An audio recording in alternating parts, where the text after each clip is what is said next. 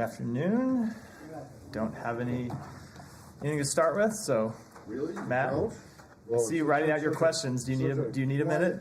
No, it's such a quiet news day. That's why I wanted to defer to your questions for you to ask about all. Quiet news For you day. to ask about all of it. I'm surprised you don't have anything to start with, but that's okay. Let me begin with something about Gaza. And this is the letter that was signed today by the heads of a number of UN agencies as well as NGOs, and that opposes the creation of a safe zone or safe zones in southern Gaza, and also calls for an immediate ceasefire. I suppose none of that is particularly surprising, but I wanted to ask you about the fact that there are at least three American citizens, three Americans who are signatories to this, who are heads of UN agencies, who this administration nominated, supported, and lobbied for to win their positions, who signed this. And so the first thing on that is... Go ahead. Well, I don't think it calls for. No longer, they are not employed by the U.S. government. Can I say factually? Correct me if I'm wrong. I don't think it calls for an immediate ceasefire. Correct. Calls for a ceasefire. I'll go back and. I'm happy to be proven wrong if I read the letter quickly this morning, but I don't think it calls for an immediate ceasefire. But anyway, go ahead. Well, anyway, I may have that detail wrong. I might have it wrong as well, and I'm sorry if I do. But at any rate, the content of the letter is not in alignment with what the administration's policy is right now. Obviously, these three people that I'm focusing on are not employees of the U.S. government, and so they don't necessarily take their direction from the administration. So one, they didn't clear or let you know in advance that they were going to sign this? So I'm not aware whether we had conversations with them in advance of this letter. I would say we, of course, supported all those nominees, as you point out, and support their ability and right and authority to make their independent judgments about what is the best policy. I will say one thing about what the letter calls for with respect to safe zones. I think the letter points out that they are opposed to safe zones in which there is not agreement from all the parties not to attack those safe zones. I think the point they're making is if you direct people to go to safe areas, they have to be sure that those areas actually will be safe and not just targets for the civilians who have been moved there. You're saying targets from... Targets. The civilians won't be targets. These are Israeli proposed safe... This is an Israeli proposed safe area. What we are working on with the Israelis, and we've had conversations about this in the last 24 hours, is about what is the best way to implement protection for civilians in southern Gaza. And we continue to work through those details. I don't have any announcements to make about where we might land, but it's a conversation that's ongoing with the Israeli government right now. Okay. Then just more broadly, because we're all aware of the foment inside the administration and inside Washington and inside the country about what the policy is. But these are three prominent people, including two of which, Kathy Russell and Amy Pope, had senior positions at the White House. Kathy Russell is still, as far as I understand, extremely close to both the president and the first lady. And then Cindy McCain, who everyone knows who she is. Is it problematic for you guys at all that you have these three people who are, the heads of important UN agencies who are disagreeing with the administration's policy? Again, I don't necessarily agree that they are disagreeing with our policy. We want to see that whatever protections exist for civilians in southern Gaza, that there are areas that are protected from attacks from Israel, from Hamas, from Palestinian Islamic Jihad, from anyone else operating there. So we would agree with that. that notion, and it's something we're working with the Israeli government to try to implement and figure out the details of now. So the administration does not support the creation of a safe zone. We create. I thought that was one of the main we do want to establish areas that are safe for civilians in southern Gaza, but working out the details of that when you have an armed conflict going on is complicated, as it always is in the middle of armed conflict. Okay, so you're not particularly concerned. No, not at all. Okay. Go ahead. Related, but not totally. Of course, there's the operations in Al-Shifa Hospital. There are also operations surrounding another hospital, which I think the name was Ali Arab. There's been strikes on the Jordanian military hospital in Gaza. All hospitals, is it still your understanding that there would be Hamas commands in all those hospitals? And more generally, again, I repeat, is it a legitimate thing to hit or strike or attack or what have you in a hospital? Let me say a few things about that. First, just as a matter, we never said that there were command posts in all of the hospitals. We said that it is our assessment that there are command posts in hospitals. We did make a specific assessment as it related to Al-Shifa, but we did not say that there are command posts in every hospital in Gaza. But there are command posts in hospitals there, and there are tunnels underneath hospitals there. Let me speak first of all to the Jordanian medical personnel that were injured outside a field hospital in Gaza. We are deeply concerned that they were injured. The Jordanian government has done incredible work establishing this field hospital and other medical facilities in Gaza. We think they're essential and it must be protected. That work must be allowed to continue, and we reiterate the obligations under international humanitarian law for all parties to take feasible precautions to reduce the risk of harm to civilians, and we urge all possible steps to mitigate civilian harm. As it relates to hospitals, as we said before, we don't want to see hospitals struck from the air. We understand that Hamas does continue to use hospitals as places where they embed their fighters. It's places where they have tunnels running underneath. And so it can be appropriate for Israel to conduct limited military operations with respect to hospitals, but we want to see them do it in a way that minimizes civilian casualties. We do not want to see hospitals in the middle of firefights. We do not want to see patients put at risk. It's why we've called for the evacuation of hospitals when appropriate and said we would support international humanitarian organizations evacuating patients so they could be put out of harm's way. This is, I think as I've said before, this is such a difficult issue because two things can be true at one time. One, we want to see hospitals protected. Two, Hamas is operating outside of hospitals, and Israel has a right to try to attack Hamas and hold them accountable and keep them from launching new attacks. So how do you square those two things? The way we try to square it is to say, number one, no airstrikes on hospitals, and number two, if Israel is going to conduct limited military operations in hospitals, as they're doing with respect to Al-Shifa now, that they try to do it in a way that minimizes civilian harm, and so they only are putting in jeopardy Hamas fighters and not civilians. Okay.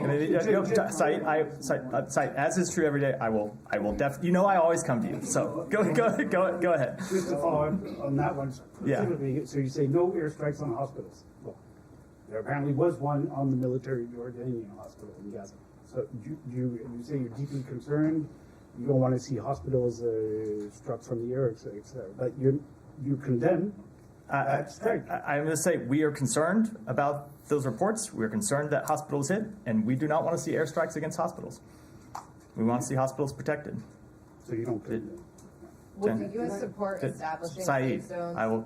I'll come to you. In northern Gaza? I know you can follow, and when I come to you, you can follow up on that and whatever else. You'll get as many as you need. Support establishing safe zones in northern Gaza for things like field hospitals. I mean, you can't evacuate these people and put them, where they aren't going to be safe. So if you're calling for patients to be evacuated, field hospitals would de facto be the best option, but if they're not safe either, I mean, how is it I don't want to speak to try to prescribe specific proposals from the podium when this is an ongoing conversation we are having with the government of Israel and with international humanitarian organizations who themselves are trying to figure out the best way to implement this in what is an active conflict zone.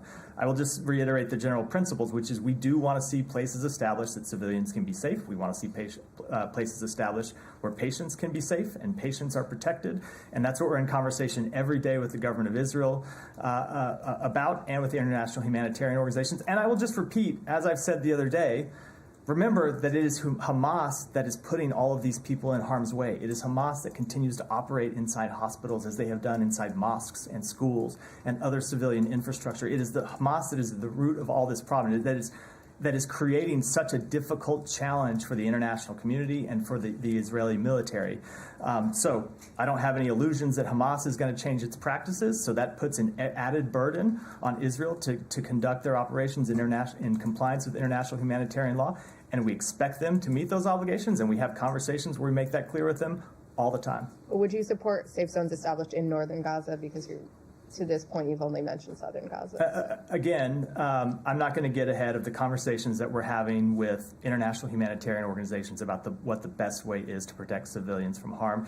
It is an ongoing conversation, and I don't think I should try to prescribe where those conversations will land from here. You said you're pressing Israel to conduct their operations within the confines of international humanitarian law. Have they done that to this point? Does the U.S. assess they've done that? Again, we have not made any assessment that they have violated international humanitarian law, but we constantly are monitoring facts as they develop. Sam, go ahead. On that particular issue, the president yesterday did talk about indiscriminate bombing. He said, this is a different story than what I believe was occurring before an indiscriminate bombing. He's kind of talking about how the U.S. has been able to influence the way that the Israelis are conducting this campaign. So does that mean there was an assessment at some point that it was indiscriminate? So, as always, I will let the White House speak to the president's specific comments, but I think the point that he was making is that when you look at the way they have conducted their military operation around Al-Shifa, it has been a targeted operation to move slowly into the hospital. They're moving one building at a time. They have not. It's an operation that is yet ongoing. My understanding is they have not completed operations against every building in the hospital as of yet. It's something that's ongoing. And he was contrasting that with the airstrikes that Israel has conducted that, even when targeted, can produce significant collateral damage and loss of civilian life. So indiscriminate is not this building's assessment. It's not an assessment that we've made. And again, what I think the president was referring to was contrasting ground operations with airstrikes, which, even when targeted, can produce significant civilian casualties, as we have unfortunately seen, and lead to loss of thousands and thousands of Palestinian lives. And just back to Al-Shifa specifically, you had talked earlier in the week about a plan to evacuate patients.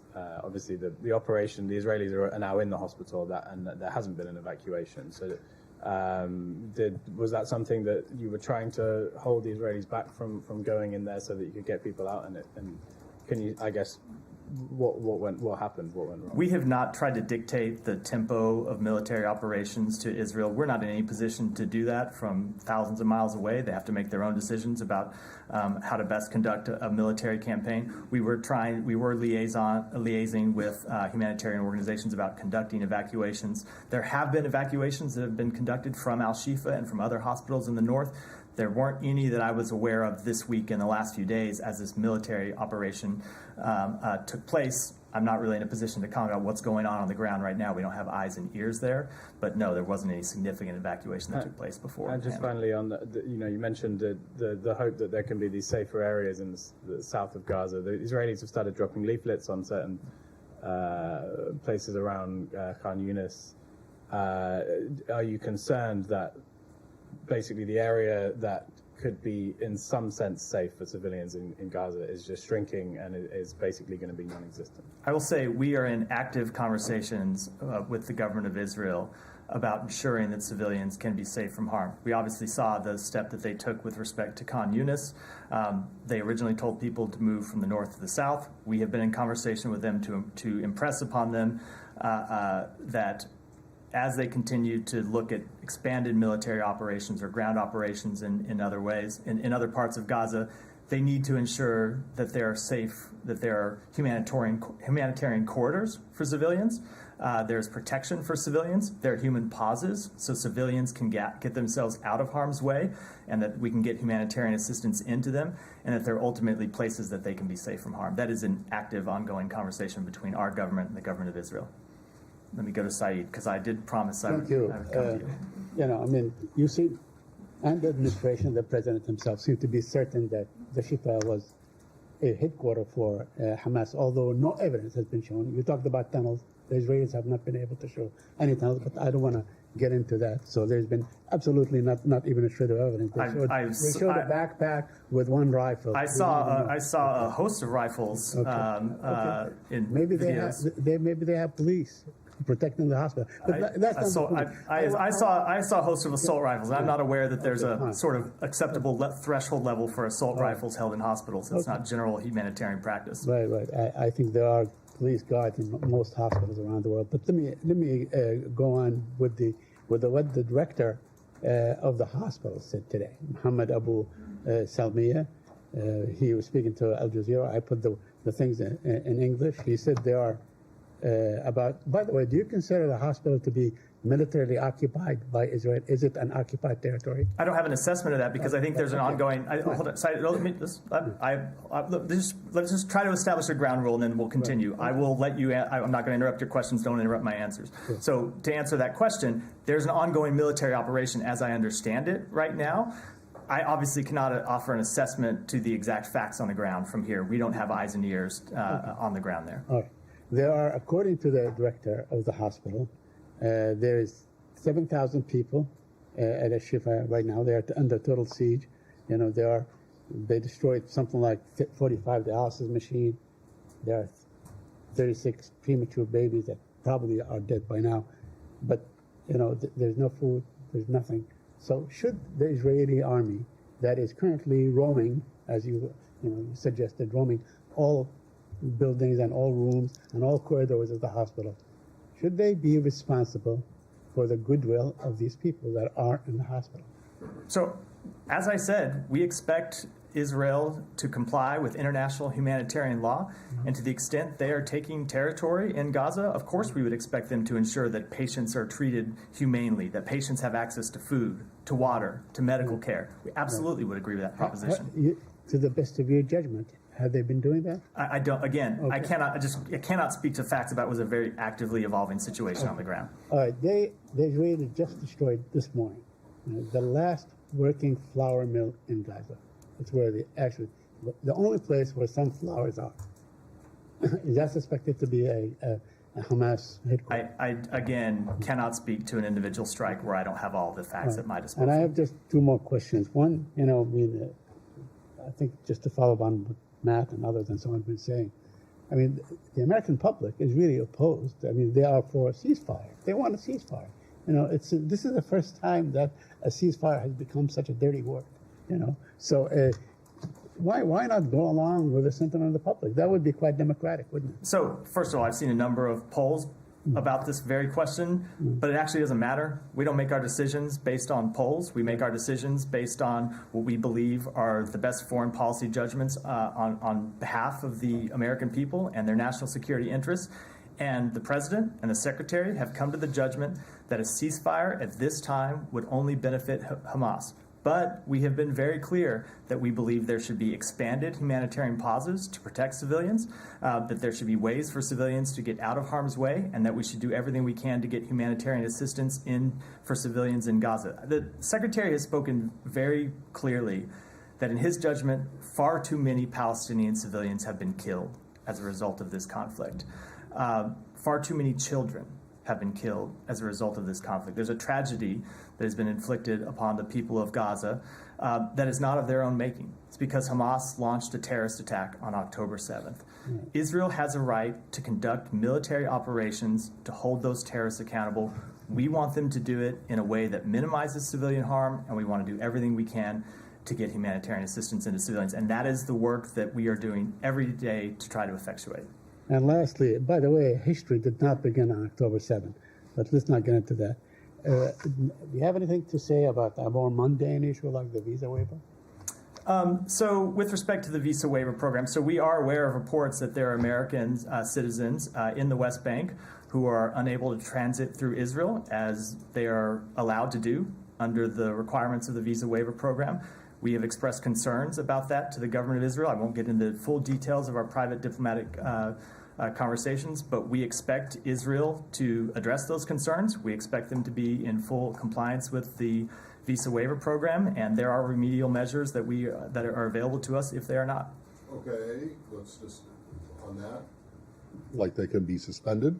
There are a full range of remedial measures that can be taken before ultimate suspension. That is, of course, for any country in the visa waiver program, the ultimate Like what? action that we can take. There are measures you can take to try to bring a country back into compliance. Like I can't what? get into the specifics from here. There are a range. Hold on. There are a range of measures we can go into in detail. All right, and then offline. okay, but I mean, well, we can talk about this later, but literally, I mean, after October 7th, it was going to be literally impossible for Israel to continue to meet the criteria for this. Is what you're saying now that you have told when you're expressing your concerns to the Israelis, are you telling them that, hey, you're no longer in compliance with what you agreed to and fix it, or something's going to happen? I am not going to get into the exact conversation that we have had, but we have expressed our concerns that American citizens in Israel or in the West Bank traveling through, want to travel through Israel, cannot do so, cannot fully exercise their rights under the program. We expect them to be able to do so. Are Israeli passport holders aware of the fact that the actions of their government may be,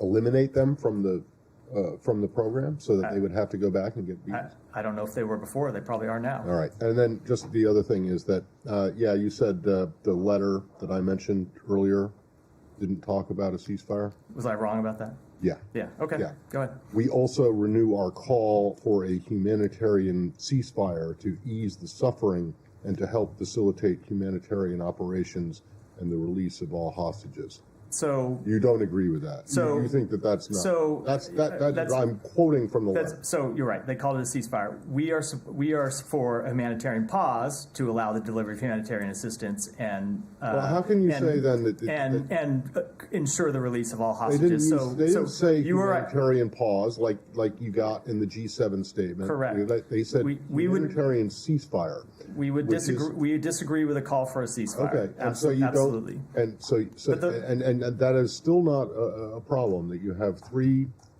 of whom are former senior White House officials, and one of whom is well known, and not just because of who her husband was, but for her own work in her own right. As I said, Publicly disagreeing with the administration, and this isn't like some 23-year-old kid who's got a who's working upstairs and on the 4th floor or something like that. These are serious people. As I said, we expect them to exercise their independent judgment, fully support their ability to do so. But you don't care what they have to say. With respect to a ceasefire, oftentimes when ceasefire gets thrown around, it's the idea of a ceasefire that will lead to a full cessation of hostilities, a humanitarian pause. I understand it's called a ceasefire. Are you suggesting that they don't really know what they're talking about? No, there may. I don't want to get into full details, but a short pause that would achieve the goals that they outlined is something that we would support, of course. Oh. Go ahead, Olivia. Thank you, Matt. Just to clarify on these conversations that are ongoing about potential evacuations of hospitals, I just want to confirm that you do have interested humanitarian organizations, third parties that would be willing to effectuate these evacuations. There are third parties who have expressed an interest to do so, and we have not, for a variety of reasons on the ground. Remember, they're both Israel and Hamas, who are parties to the conflict here. It's been impossible to ensure that they could move safely to conduct these evacuations. Right. So can you offer any clarity? I mean, is it Hamas? Is it Israel? I mean, 2 days. You first mentioned these conversations were ongoing 2 days ago. 2 days is a long time for critically ill patients or premature babies. All of the patients who are. So Israel has said publicly that they would welcome evacuation of patients. The problem has been Hamas. Can I ask you about, to provide an update on the number of Americans who have been able to leave Gaza? How many have been able to leave? How many are left? And then if you could separately address how much aid has gotten in recently. So we have nearly 700 American citizens, legal permanent residents, and family members who have gotten out of Gaza through Rafah Gate. There are a little under 900 who are left. Of that number, around 300 of them or so are American citizens, and the others are legal permanent residents and their family members. We're trying to get more out all the time and remain in contact with the American citizens and family members that are left. In terms of the amount of aid that has gotten in, so a couple things I want to say about that. Number one, Yesterday, for the first time, fuel moved in to Gaza through Rafah Gate to allow the delivery of humanitarian assistance inside Gaza. So you have to remember there's two issues, right? One, no, you know this, but for everyone, you have to get the trucks moving in through Rafah to the Gaza side of the border. Once there, they unload into warehouses, and then you have to have humanitarian implementers that have trucks that take that and deliver the aid all around Gaza. And the implementers had run out of fuel to do that aid. And so we got fuel in yesterday to allow those delivery trucks to continue to do their work. But because the warehouses were full, no trucks moved in yesterday because they didn't have anywhere to unload. Fuel went in. Implementers have started emptying out the warehouses. Today, trucks have started to go back in through Gaza. As of yesterday, a total of around 1,100, a little over 1,100 trucks that had gotten in. None went in yesterday, but more are going through today, and I'm sure at the end of the day we'll have an update on how many got in. Two quick follow-ups, sorry. So of the fewer than 900 Americans and family members who are left in Gaza, have any of them been killed or wounded while waiting to get out? I don't have confirmed reports of that at this time. So there are reports, you don't have confirmation? We don't have confirmation, yeah. And then on the question of these deliveries, I mean, early on, or earlier, I suppose, the goal was set to have at least 100 trucks coming in a day. I mean, obviously, we are falling very, very far short of that number. The Secretary earlier discussed the possibility of Kerem Shalom opening or considering the opening of that crossing to deliver more aid. Why isn't that a more viable route? We are continuing to talk. First of all, let me say, the question is not really about the number of gates that are open to get into Israel. The question is about screening mechanisms and being able to screen the number of trucks. There's plenty of room for Rafah to get enough trucks through to deliver humanitarian assistance. The question has been getting those trucks screened, getting an appropriate number of trucks screened and in through Rafah. So we continue to work with the Israelis on an appropriate screening mechanisms. It's conversations that David Satterfield has been having on the ground with them. We continue to push. We don't have an agreement on it yet. It's taken longer than we wanted, but it's something we're very focused on and trying to get accomplished. Go ahead. Yeah. Yesterday, Israel only allowed some 24,000 liters of fuel, and the UN agency UNRWA says it is not enough, much more is needed, and it's the only equivalent of half a truck. And UNRWA's head Lazzarini also accused Israel of using fuel as a weapon of war.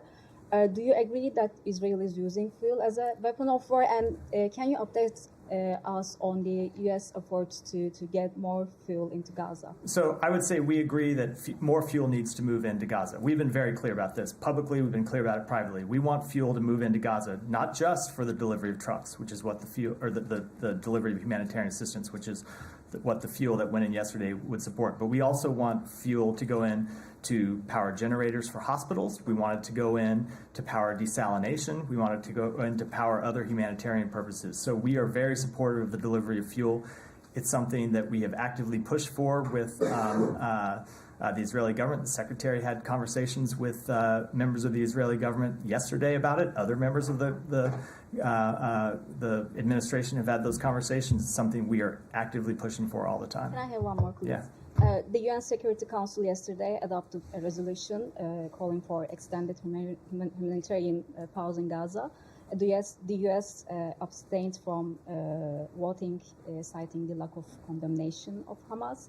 But does the US support the call for extended humanitarian pause in Gaza? And will you encourage Israel to abide by the UN Security Council resolution, which it has rejected? We do support expanded humanitarian pauses in Gaza. The President's made this very clear. When Israel announced humanitarian pauses last week, the President said he wanted to see longer ones. And we do want to see longer ones, and we continue to push for longer ones. We did vote against the resolution, as you said, because it did not condemn Hamas, which we think is important step for the UN Security Council to take. But we supported a number of provisions in the resolution, and we do hope there will be longer pauses. Just a quick follow-up on that. President Biden has been calling for the reform of the UN Security Council and called on member states to refrain from the use of veto except in rare extraordinary conditions. But since the start of the war in Gaza, the U.S. has used its veto power, I think it's 3 times. How do you explain that in terms of consistency? We thought those were appropriate uses of the veto. We were trying to reach a compromise resolution, which ultimately the Security Council was able to do. Tracy, go ahead. Thank you. On the truck inspections, you said the problem with the trucks getting in is the inspections. Yeah. Does that mean Israel is dragging its feet or slow walking? It means we have had difficulty reaching an agreement on the appropriate inspection mechanism. I'll leave it at that. You don't want to say what the whole. I don't, but we've had a problem getting an agreement on what the appropriate inspection mechanism is. Okay, and on the hospital evacuations, you said the problem is Hamas. But if, as Israel claims, they've taken over Shifa, the Hamas is on the run, or they've been killed or driven out, how is Hamas physically an impediment to evacuation? It's a different question. I was referring to, following up with Olivia on a comment I made the other day before Israel had gone in to Al-Shifa Hospital when we were supporting evacuation of patients, and Israel said at the time that they would support evacuation of patients. They were not in control of parts of the hospital yet. They had the hospital surrounded and would have to let patients come out, and said that they would. And Hamas was objecting. In our assessment, wanted to continue to use patients as a human shield. Different question now. So now, we would continue to support. I don't have an update on conversations about whether that's an actual possibility. It may be that it's overtaken by events and that the hospital can get back up to running, but that's not able to make that assessment at all at this time. Sorry, the question before Tracy's about the UN resolution. You said that was in reference to the resolution, the UN Security Council resolution, the one that passed yesterday. Yeah. Okay, you said you voted against it. Sorry, abstain, misspoke, abstain. Yeah, you didn't vote for it. But we abstained. Sorry. If you had voted against it, I'm aware. I'm allowed to misspeak sometimes. There you go. No, you are, but I just was a little bit confused because I know that I think that it passed. Yes. So. Yes, I'm aware. My grave apologies. Alex, go ahead. Bravely. Question of substantial military presence versus operation at the hospitals. You did mention a number of times that it's Hamas operates inside the hospital, and you also said you have seen rifles. Can you elaborate a little bit more on what else you have seen that we may not have seen? No. We've seen I will elaborate on the public evidence that we've all seen, but in terms of any kind of intelligence that we have, no, of course not. But you have seen the presence, not operation. We are confident enough to make the statement we made 2 days ago that Hamas operates tunnels under hospitals and that they operate a command node at Al-Shifa Hospital, but I'm not going to get into any other detail about intelligence matters other than that. Thank you. I'm asking because both the president and the secretary multiple times called on Israel not to make the same mistake that they have made, the U.S. has made after 9/11. Just want to make sure we aren't helping them make the same mistake by just making those statements about operational part. If we have only seen the evidence of presence, not operation. If you're only, I lost you. If you have only seen the presence of Hamas. Again, I want to reiterate what I said a minute ago, which was my understanding Israel is in the middle of this operation to take Al-Shifa and have not fully taken it yet, and I think it's a little too early to be passing definitive judgments. I have Azerbaijan. Okay. You want to do it now before I come? Yes, thank you very much. Azerbaijan rejected peace talks in Washington next week. Let me get a fresh reaction that I can follow. Look, I will say, as we've said before, that we continue to support peace talks to resolve the issues between Azerbaijan and Armenia. We would encourage the two parties to engage in those talks, whether they are here, whether they are somewhere else, and that'll continue to be our policy. As a secretary, I'll come to you next. As secretary yesterday said that they have downgraded, canceled a number of high-level meetings with Azerbaijan. When you say high-level, how high do you have in mind? I'm asking because his own deputy was in Azerbaijan a couple of weeks ago. Let me take a country that has never received, Let me take that one back. And just one quick follow-up. So you had this decision not to have high-level meetings, but you did have exemption for Karabakh talks because you invited the foreign minister. Is that the case? Again, let me just take that one back, Alex.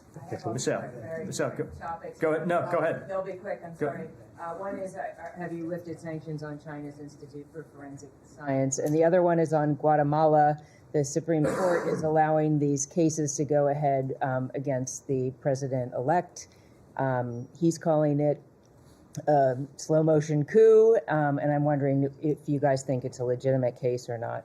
Let me start with the China piece. So, first of all, let me talk about the meeting yesterday and what the president was able to announce, and that is the resumption of bilateral cooperation to combat illicit drug manufacturing and trafficking, including, most significantly from our standpoint, fentanyl, the establishment of a working group for ongoing communication and law enforcement coordination.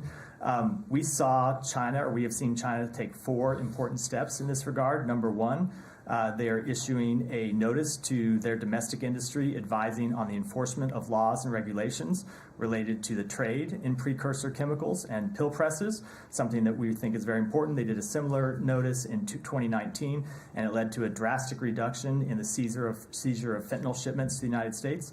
They have begun taking law enforcement actions against Chinese synthetic drugs and chemical precursors. As a result, there are PRC-based pharmaceutical companies that have already ceased operations, others that have had international payment accounts blocked.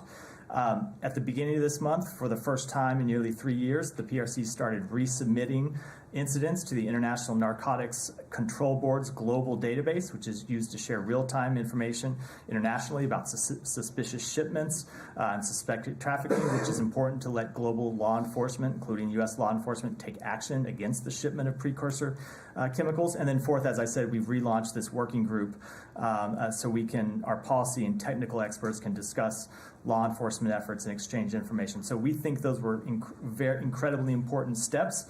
And then with respect to the delisting of the PRC's Ministry of Public Security's Institute for Forensic Science, that is a step that we have taken. It became clear to us in conversations with the PRC, dating back to the conversations that the Secretary launched in June when he traveled to Beijing, that the continued listing of the IFS on the Commerce Entity List was a barrier to achieving cooperation on stopping the trafficking of precursor chemicals. It was a top priority for the Secretary and for the President to stop the trafficking of precursor chemicals out of China that can be used to produce fentanyl that comes into the United States. And so when we evaluated the issue and looked at all the merits of delisting the IFS, ultimately we decided that given the steps China was willing to take to cut down on precursor trafficking, it was an appropriate step to take. Stop there in case you have any follow-ups, and I'll go to the... No, that's okay. I can go to the Guatemala one. Guatemala would be great, yeah. Yeah. So on Guatemala, we are aware of the reports that the public ministry raided the homes of Semilla party members and others while also pursuing politically motivated arrests. We are also aware of leaked documents allegedly belonging to the public ministry, indicating their attempts to undermine the Guatemalan presidential election. We condemn these provocative attempts by the public ministry and others to interfere with the transfer of power to President-elect Arevalo. These actions show a blatant disregard for the will of the Guatemalan people as expressed on Election Day, and we will continue to use all available tools to promote accountability for those involved in significant corruption and those who attempt to undermine democracy or are engaged in human rights violations and abuses in Guatemala. Matt, can Go I ahead. follow Yeah. up on the sanctions? Delisting. So the sanction of this Institute of Forensic Science was related to human rights violation. So by removing it from the entity list, is the United States saying that there is improvement of China's human rights practice? And how do you respond to human rights groups who is saying that this raises questions about U.S. commitment to human rights and all abuse against Uyghurs and minority groups? So I think our record on human rights in China is pretty clear. In fact, yesterday the president himself underscored the universality of human rights and the responsibility of all nations to respect their international human rights obligations. He raised specific concerns about human rights practices in PRC with President Xi. We've taken a number of actions since the outset of this administration related to human rights practices in China, and we will continue to do so. I think our record is very clear. But when you look at the decision we had to make, we ultimately decided that the listing of the IFS on this Commerce Entity List was a barrier to taking action that would save thousands and thousands of American lives. And so we have to make tough decisions in this administration, and the decision that we've made was that when you looked at the potential of saving American lives by securing this cooperation with China on fentanyl trafficking, it was an appropriate step to take. Now, it's not the end of the story. We're going to watch how China complies with the commitments that they made to us. We're going to continue to talk to them about other steps that they can take, and we will continue to hold them accountable for their human rights record. Yes, right. This was an action taken by the Commerce Department, right? Correct. So why are you talking about it? Commerce Department doesn't have a podium, I think. Well, they have email. Don't they do, but they have, they put out. I try to be responsive here at the podium. Fair enough. Go ahead. Go ahead. Thank you very much. I have a question about the Al-Shifa Hospital. You talked about the host of weapons, but in the images that the IDF shared yesterday, we're seeing rifles that are in number less than 10, say a couple Qurans, discs, a laptop. Did you really look at the images and say that this is a proper headquarters, or are you hoping to see more? Again, I didn't know that there was a sort of acceptable threshold level of rifles to be held in hospitals. No, I'll just say, look, I'm from Texas. Even in Texas, we don't keep assault rifles in hospitals. It is true. It is true. I looked at that. That's not. I'm surprised when I hear people saying, "Oh, there were only 10 rifles in this room." It's a hospital. It's a hospital. There shouldn't be any assault rifles. Hold on. There shouldn't be any assault rifles at a hospital. The second thing I would say is Israel continues to conduct its operations to clear all of the buildings in that hospital. And number 3, we stand by the assessment that we made the other day. Just one thing. I'm sure you've been in the Middle East. I worked in the Middle East, like in courtrooms, either shops, hospitals. There's weapons everywhere. So what the intelligence was that it's a proper terrorist organization network headquarters. So the pictures are showing like a couple Qurans, a disc, a laptop, and a 7-8 rifles. That's why you're making that assessment. Again, it is an ongoing operation. I think people should wait till the operation is concluded. So hold on, no, just let me finish to draw their final conclusions. But again, I'm given all the evidence. Look, I fully expect people to stand here and challenge the things that we say as the United States government, challenge the things that I say from this podium. I am surprised that people do not, I'm surprised that people have ignored the weight of public evidence over years and years of Hamas using civilian infrastructure as human shields. You can read multiple articles and forget the United States government, forget what the intelligence assessments that we make, forget what the Israeli government says. You can read articles by multiple respected news organizations around the world whose reporters, Saeed, I will send you, I've read article, there's an article I read, so Saeed, again, can we go back to the not interrupting each other rule, because I try to behave by that. There's an article in the New York Times about at the end of a previous conflict when they went through a mosque in Gaza and found headquarters of Hamas being based in that mosque and firing on soldiers from the mosque. There are multiple well-documented reports in international news organizations going back years. So again, fully respect everyone's right to challenge us, and we will back up the claims we make with evidence. But the idea that Hamas uses civilian infrastructure as human shields is not one I think that is really contested. Go ahead. Go ahead. What's that? You just said you back up claims with evidence. In this particular case, you're not going to. We're going to make again, oftentimes it's difficult with us with intelligence matters, but like as I said, it's an ongoing Israeli operation. Go ahead. Thank you. Different subject, Matt. Bangladesh government announced the election day for the parliamentary election on January 7, ignoring the protest from the opposition parties and the U.S. calls for a political consensus. So, and obviously all political parties rejected it, and the crackdown is going on. So what is your position to hold a free, fair, and credible election and make the government accountable? So we have been consistent in our message regarding the upcoming elections, and that message remains the same now that the polling day has been announced. We want what the Bangladeshi people themselves want, free and fair elections which are conducted in a peaceful manner. We do not support one political party in Bangladesh. We don't favor one political party over the other. We urge all parties to exercise restraint, avoid violence, and work together to create the conditions for free and fair elections conducted in a peaceful manner. One more. Ambassador Peter Haas continues to receive death threats from the ruling party members. From central to grassroots level, ruling party Awami League leaders are speaking in the same tone, wanting to slaughter the ambassador. And the ambassador himself yesterday expressed his deep concern for his security and the embassy personal security.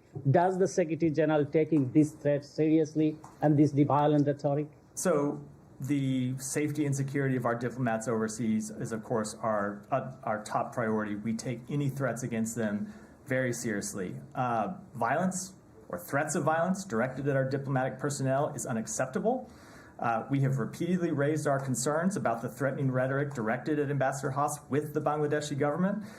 Would remind them that they have an obligation under the Vienna Convention on Diplomatic Relations to ensure the safety and security of U.S. diplomatic missions and personnel, and we expect them to act on those obligations.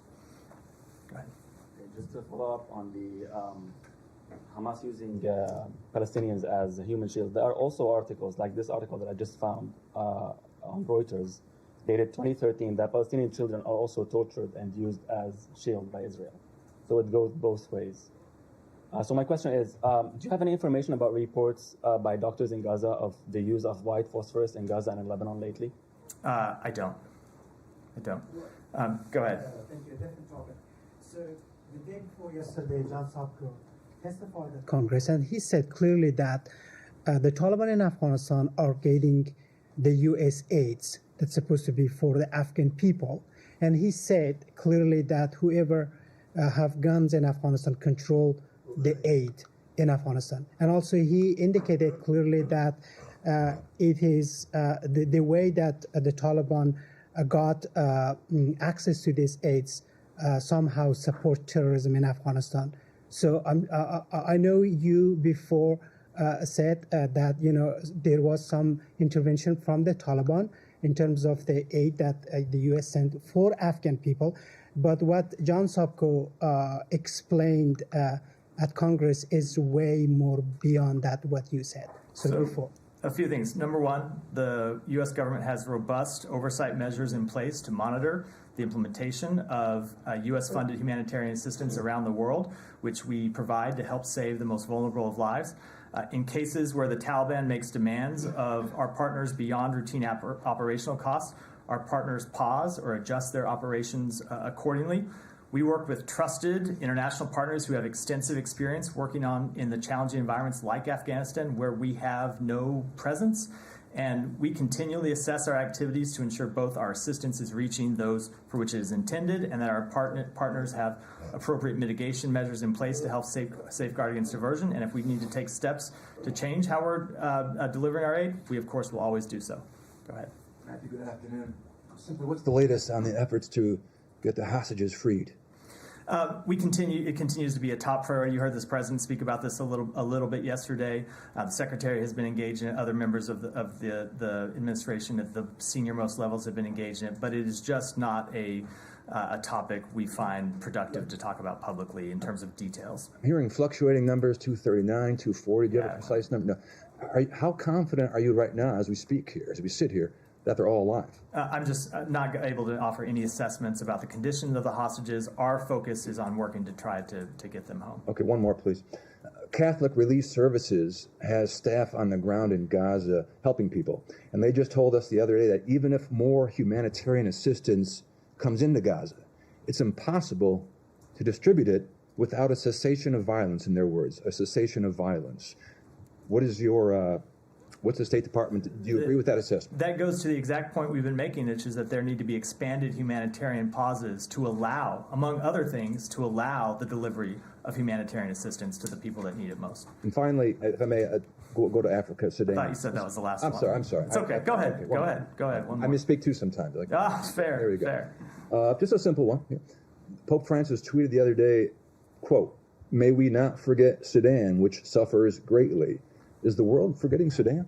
I hope not. We certainly haven't forgotten about it here. You may know that we just recently launched renewed talks with respect to Sudan and continue to push for the parties there to refrain from hostilities. We've had diplomatic personnel on the ground engaged in those diplomatic efforts. It continues to be a tragedy that we,